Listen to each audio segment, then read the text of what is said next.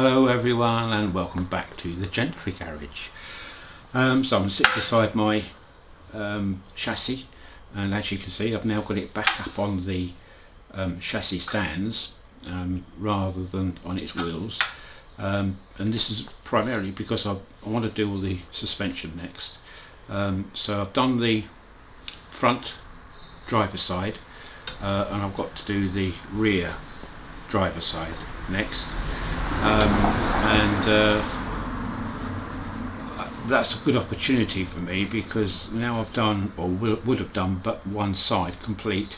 I can then do a video of me doing the actual work on the front and the back, and I'll probably split it into two videos, one for the front and one for the back. It's quite a time taker. So this one's going to be just a short video, just explaining what I've done basically, and the next two should be more to do with me doing something. So that's it for now, so let's get on and I'll show you what I've been up to. Okay, so bye for now, and I'll see you in a minute. Bye. Hi again. Right, back onto the chassis, and we'll start at the front. So if you look, I now have new old stock turrets for the front. Now these are the Vitesse ones rather than the Spitfire, which is why I changed them over, because I've got the Vitesse engines sitting there. The mounting points are different for the Vitesse engine compared to the Spitfire, and I had problems trying to line it up for obvious reasons. So I've now got these to replace the old ones. I've now fitted all new stuff really, so we've got top mounting point here for the shock absorbers and springs, new bolts going down, we've got this come around this side, got top trunnion, lower trunnion, obviously track rod end, anti-roll bar now connected up, got to be painted yet, dust shield which is in stainless steel for there, and new discs, new caliper. I haven't put the brake pads in yet for obvious reasons.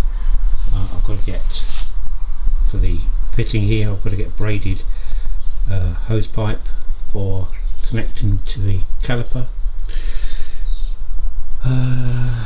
What else? New bearings in here for the hub. Swings lovely now. I think that really completes the front suspension as far as I need to go. If we go to the rear, this is what I'm in the process of doing at the moment. So I've got on the rear tie bar, which is this thing here, the rear tie bar is mounted to the chassis and to the rear axle, and it's connected via some poly bushes which I've put in here and here. I've got the new spring on now, so that's the swing spring, and as you can see it's got a bolt running through the centre here of the spring, which it didn't have. This was all clamped down solid to the chassis. So I've got the modified version of the rear spring with a tube running through which allows the spring to pivot. So as well as going up and down there, the whole spring is now allowed to pivot that way. That's one of the major things which stops or tries to eliminate the wheels kicking in when you lift off the throttle going around the corner and set you off into a hedge. With the uprated front anti-roll bar, then that should be good to go. So that's a brand new spring. So the process at the moment is for me to do this side here for the rear. So I should be renewing the universal joint bearings in here, so there's 4 of those coming along here. There's a lower trunnion in there, can't see it, there's a lower trunnion inside there.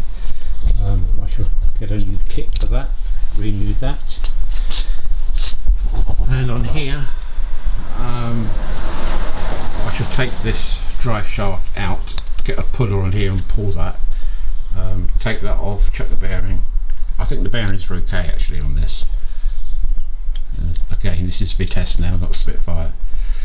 When I took the drum off down here, it looked like somebody has actually already put new brake pads on, sorry, not brake pads, brake shoes. And they're in very good condition, they look almost new. The only problem was that they'd put the springs on back to front, and so these springs should be at the rear of the shoes, not on the front, and they were fouling the drum on the inside. They need to be put on the reverse of that. What will I do now? They have to be behind. Brand new brake adjuster on the bottom there, with the adjuster in it by the looks of it. Yeah. And over here we have what appears to be a brand new cylinder. So it looks like that part is all done, and the condition of these is absolutely spotless. So it looks like that's just been done. So I'm pretty lucky there. I should take this back plate off, strip it and paint it. New studs, because I'm getting wire wheels for this, then I need to take these old studs out and put longer studs on. So then these need to be pressed out.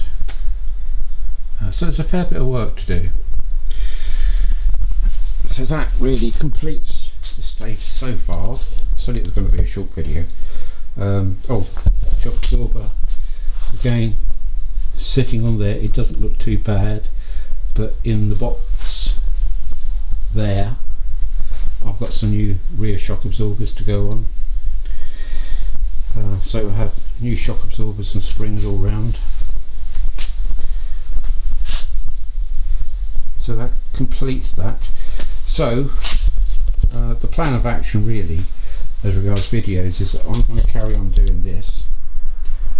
I've basically done the front, so now I know how it all goes together. When I come to do the other side, over there and over there, I'll then know, hopefully, how it all goes together and comes apart, and that's when I'll be doing the video of me doing that.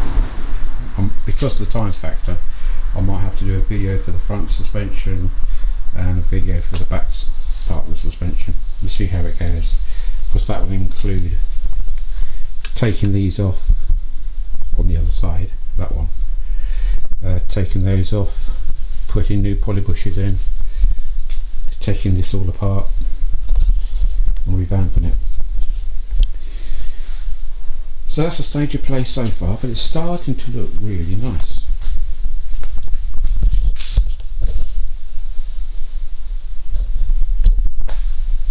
And then it's a case of painting the chassis. This has just got the sort of underseal stuff on it, and I should be spraying over the top of that in a gloss black. That's the correct length prop shaft now. So that mates up to the gearbox nicely in the right position. And of course the other thing I've got to do, and that's when I will take all this off again, when I take these off, these turrets, I'm going to have to move this mounting point for the engine back to this web here. That's the 3.5, critical 3.5 inches.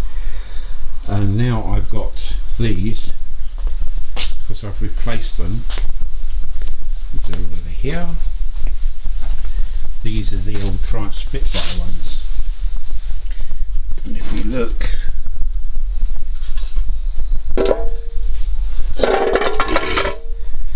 that here is the old mounting. So what I'm going to do, is it's welded down here. So I'm going to grind through that weld, and on the underside as well, in there, and take that plate off, and that will give me then the new. So if you imagine, you can see the joint here, that plate will come off. I will then be able to take that to the garage up the road and get them to weld that on here on the third rib. So the first thing is really take that off and get measurements. That will allow me to take that magical 3.5 inches off the front for better weight distribution and more room underneath the bonnet for this lump. It is a lump. So as you can see, this side is quite bare, but I've got all the components for it now. So it's now that I've put this one together, I know how it all goes. That's when I'll start doing the videos. So I'm pleased with the way this is going. It's really coming on a treat now. It's slow progress because obviously I've got other work to do besides this, and it's like a big jigsaw puzzle. Getting it all out of the boxes and laying the bits out on the floor and finding out, or trying to figure out from the Haynes manual where everything goes. All good fun there. Right, so that's about it for the moment. Only a short video, I know, but hopefully the next video I'll probably do will be the other side, that front suspension. Right, that one. And including in that will be compressing this spring here, compressing this spring down so that I can then put the shock absorber in, mounting the shock absorber and the spring into the chassis, and assembling all the front hub along with the bearings and the caliper. So that'll be in the next video. Video after that will be the rear.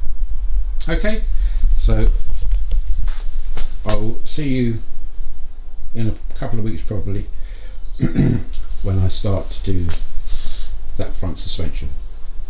Okay, so bye for now, and have a great week, and thanks for watching. Bye for now.